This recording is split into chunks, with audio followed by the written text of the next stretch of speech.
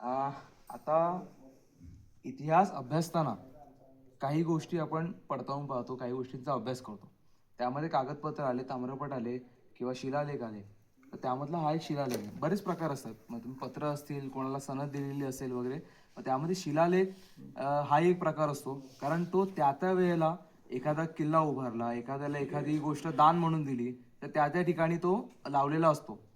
तसा हा एक शिलालेख. शिलालेख सरळ अर्थ आहे. शिला म्हणजे दगड, त्याच्यावरती कोरलेला लेख म्हणजे शिलालेख. मग तो कोणत्याही भाषेतला असेल.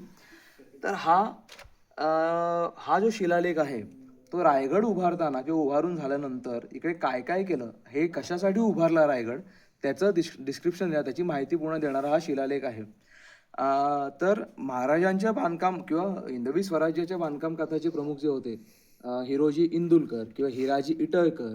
कारण ते जे लिहिलं आहे ना, त्याच्यामुळे त्यांच्या नावाचं, आणि तिकडे पण एक छोटासा एक शिलालेख आहे, तो त्यांनी स्वतःहूनच महाराजांच्या याने लावून घेतलेला आहे. तर त्यामुळे पण हे एक व्यक्ती होती, की हिराजी इंदलकर असेल की हिरोजी इटळकर असेल, ती एक व्यक्ती होती. त्यांनी हा शिलालेख पूर्ण केलेला आहे. हा जो शिलालेख आपण बघतोय ना, हा 2 संस्कृत श्लोकांचा आणि 7 ओळींचा हा शिलालेख आहे. त्याची सुरुवातच आपण जसं कोणत्याही कार्याची सुरुवात ही गणेशाला किंवा आपल्या इष्टदेवतेला वंदन करून करतो, तसं त्याची सुरुवात त्यांनी श्री गणेशाय नमः अशी केलेली आहे.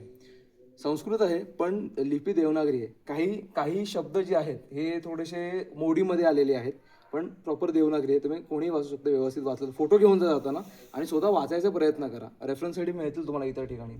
तर सुरुवात त्याची केली आहे, श्री गणेशाय नमः.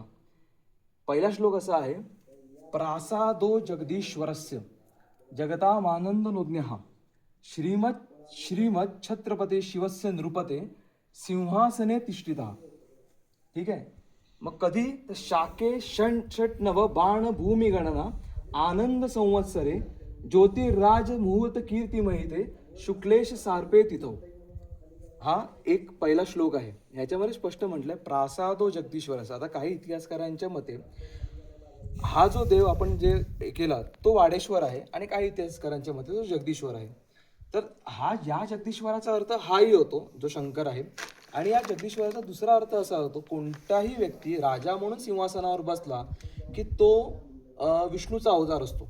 त्यामुळे जगदीश्वराचा अर्थ हा जगदीश्वर सुद्धा आहे, किंवा आपण तोही अर्थ घेऊ शकतो. मग शिवाजी महाराजांचा हे प्रासाद बघून, शिवाजी महाराजांचं हे राज्य बघून, प्रासादो जगदीश्वरस्य जगतामानंद नोज्ञः, जगातलं कोणी येऊन त्याला आनंद मिळतो. कारण महाराजांनी सगळ्यांना आनंदी ठेवण्यासाठीच कार्य केलेलं आहे. आपण बघितलं महाराज अगदी साधे राहायचे, काय डामडौल नव्हता महाराजांचा. त्यामुळे सगळ्यांसाठी हे राज्य सगळ्यांचे म्हणून ते काय आनंद नोज्ञः श्रीमत छत्रपते शिवस्य नृपते सिंहासने. श्रीमत छत्रपते शिवस्य शिव म्हणजे शिव म्हणजे शिवाजी महाराज, शिवस्य नृपती म्हणजे राजा, नृपते सिंहासने तिष्ठिता, सिंहासनावर बसले.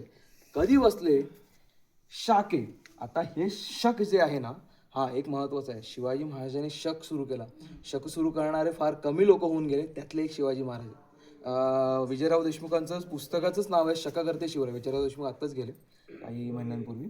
अप्रतिम पुस्तक आहे, खरंच वाचा. तर शाके हे शक काय आहे, तर शालिवाहन शक. शालिवाहनाने जेव्हा आपलं राज्य स्थापन केलं तेव्हा शक सुरू केला, ते शालिवाहन शक आहे. ज्याला आपण शालिवाहन शक असं म्हणतो. आणि त्याच्या आता साधं गणित आहे, तुम्ही सहज शक काढू शकतात. इसवी सन हे सगळ्यांना माहिती असतं, आपण दैनंदिन त्याच्यात इसवी सनामध्ये महिना बघायचा कोणता आहे, ठीक आहे. त्यातून 78 किंवा 79 मायनस करायचे, मग तुमचं शक निघते. किंवा शकात 78 किंवा 79, मग पण महिना बघायचा, महिन्यावर डिपेंड आहे की 78 धरायचं, 78 धरायचं की 79 धरायचं, ठीक आहे. तर शाके षट नव बाण भूमी गणना.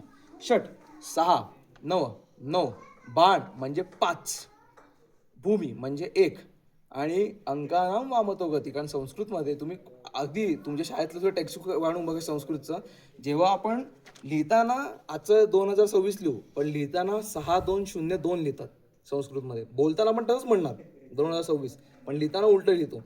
तसं हे षट नव बाण भूमी.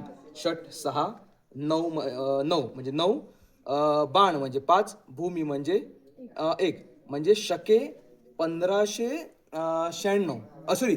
हां हां बरोबर 96 या तेव्हा संवत्सर काय होतं तर आनंद संवत्सर आहे. म्हणजे आता पराभव नाम संवत्सर सुरू आहे ना, तेव्हा आनंद नाम संवत्सर सुरू होता.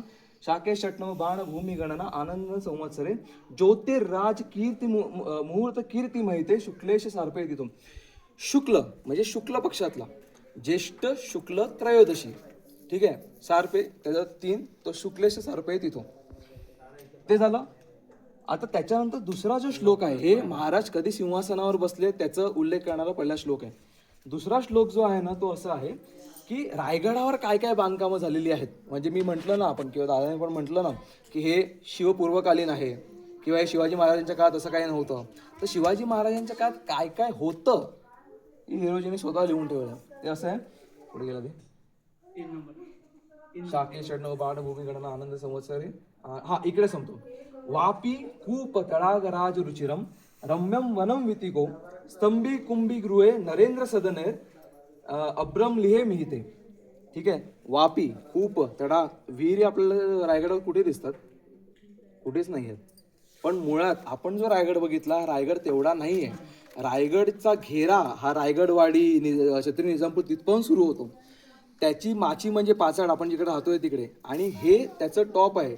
तुम्ही काय म्हणणार त्याला, मी काय म्हणालो, विहिरी वगैरे बघाल ना पाचाडमध्ये भरपूर विहिरी आहे, शिवग्राम विहिरी आहेत अजूनही. मग तीच म्हणून तो पाचाडचं म्हणतोय की वापी कूप तळाग राज रुचिरम. तिकडे त्यातलं जल कसं आहे तर रुचकर पाण्याचं हे सगळं हौद आहेत किंवा हे जे तलाव आहेत किंवा हे सगळे विहिरी आहेत. राज रुचिरम रम्यम वनम वितिको म्हणजे वाटिका, आपण अशोक वाटिका वगैरे ऐकलंच आहे रामायणामध्ये, तर ते गार्डन म्हणू आपण त्याला की हे रम्यम वनम वितिको. स्तंभीही म्हणजे बरेचसे स्तंभ उभारले आहेत. मनोरे हे स्तंभ नाही आहेत म्हणून ते शिवपूर्व काळातले. स्तंभी गृहे नरेंद्र सदन. नरेंद्र म्हणजे आपण इंद्र हा एक माणूस नाही, हा देवांचा राजा आहे म्हणून ते देवेंद्र म्हणतो आपण त्याला. नरांचा किंवा आपला राजा म्हणून त्याला नरेंद्र म्हणतात. नरेंद्र सदनेर. पुढे गेला. वापी खूप तडाग राज रुचिरम रम्यम वरम वितिको स्तंभी कुंभी गृहे नरेंद्र सदनेर अब्रम लिहे मिहिते. श्रीमद रायगिरो. श्रीमद म्हटलं रायगडाला सुद्धा, त्या वास्तूला सुद्धा श्रीमद म्हटलं, तेवढा मान दिलाय. श्रीमद रायगिरो. गिरो म्हणजे डोंगर. रायांचं रायगिरो त्याचं नाव असेल किंवा राजांचा डोंगर म्हणून रायगिरो.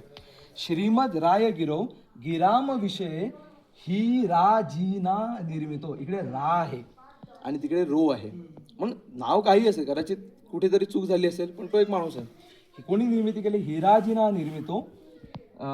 पुढे गेला. श्रीमद रायगिरो गिराम विषय हिराजीना निर्मितो यावत चंद्र दिवा करो.